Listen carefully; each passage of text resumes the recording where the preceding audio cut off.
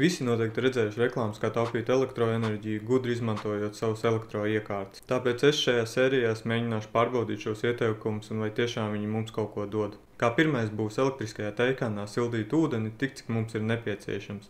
To es pārbaudīšu ar 3 vienkāršiem testiem. Tātad puslitrs, litrs ūdens un pilna teikāna, kas manā gadījumā ir 1,7 litri. Un paskatīsimies, cik tad katrā gadījumā elektriskā teikana patērē elektroenerģiju un vai tiešām ir izdevīgāk sildīt mazāk ūdeni. Tātad visiem testiem ūdens sākotnējā temperatūra bija no 16 līdz 18 grādiem.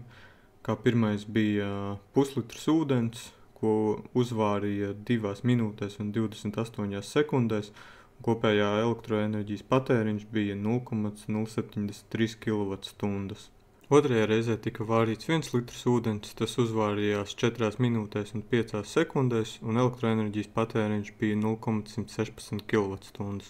Kā pēdējā tika vārīta pilna teikana, kas ir 1,7 litri, tā uzvārījās 6 minūtēs un 14 sekundēs, un elektroenerģijas patēriņš bija 0,181 kWh. Noteikti nevienam nav nekāds pārsteigums, ka tiešām vārot ūdeni tik, cik tas ir nepieciešams, mēs ietaupām patērēto elektroenerģiju. Ātri uzmetīsim uz kalkulātoru, kāda tad būtu atšķirība mēneša griežumā, ja pieņemam, ka ūdeni vārīt 2 reizes dienā. Kā redzams, ja vārītu visu mēnesi tikai puslitru ūdeni, nevis pilnu teikānu, mēs uz pusi ietaupītu patērēto elektroenerģiju. Vēl pieņemsim, kad elektroenerģijas cena kilovatā būtu 15 centi, kaut vai šobrīd, skatoties biržas cenām, tā ir 1,50 eiro.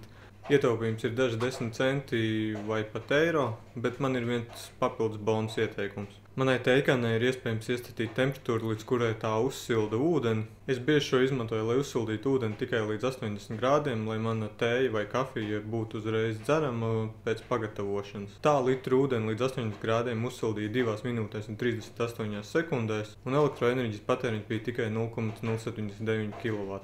Salīdzinot ar 1 litra ūdens vārīšanu, ietaupījums acīm redzams. Paldies, ka noskatījāties šo video, un ja likās interesants, nospied to patīk pogu un atstāj kādu komentāru. Tiekamies nākamajās sērijās.